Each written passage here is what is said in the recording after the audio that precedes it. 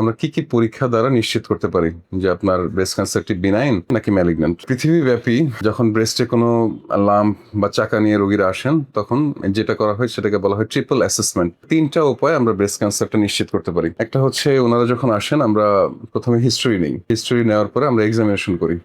History এবং examination করার পরে যখন আমাদের কাছে একটু সন্দেহজনক মনে হয়, তখন নাম্বার 2 যেটা আমরা করি সেটা হচ্ছে রেডিওলজি। অর্থাৎ দুই পাশের ব্রেস্টে আমরা আল্ট্রাসোনোগ্রাম করে দেখি যে চাকাটি কত সাইজ, কত বড়, এক্সটেনশন কতটুকু হয়েছে। প্র্যাকটিক্যালি সবাইকে আল্ট্রাসোনোগ্রামটা দেই।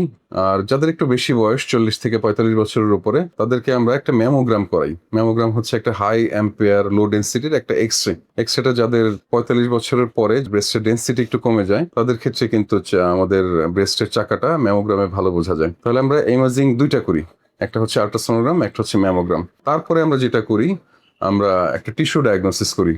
একটা সুই দিয়ে আমরা ওই চাকা থেকে একটু মাংস নিয়ে পরীক্ষা করি বা টিস্যু নিয়ে পরীক্ষা করি। এটা করা হয়, এটাকে বলা হয় বায়োপসি। তো এই 3টা যখন আমরা করি, এই 3টার মাধ্যমে মোটামুটি 100% আমরা তখন বলে দিতে পারি যে ব্রেস্ট ক্যান্সারটি কি ধরনের, এটা কি বিনাইন নাকি এটা ক্যান্সারাস। আমরা যদি পরীক্ষা করে ক্যান্সারও আসে বা খারাপ কিছু আসে, আমরা কিন্তু আর্লি স্টেজে যদি ডায়াগনোসিস করতে পারি, তাহলে কিন্তু এটা সম্পূর্ণরূপে নিরাময়যোগ্য। অতএব আতঙ্কিত হবেন না, চিকিৎসকের পরামর্শ নিন, এটা সম্পূর্ণ নিরাময় সম্ভব।